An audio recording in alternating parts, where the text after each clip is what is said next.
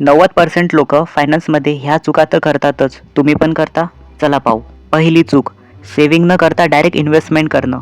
तुमच्याकडे emergency fund नाही आणि तुम्ही इन्व्हेस्टमेंट करता, हे तर मोठी चूक झाली. दुसरी चूक, फ्रेंड सांगतोय म्हणून इन्व्हेस्टमेंट करणं.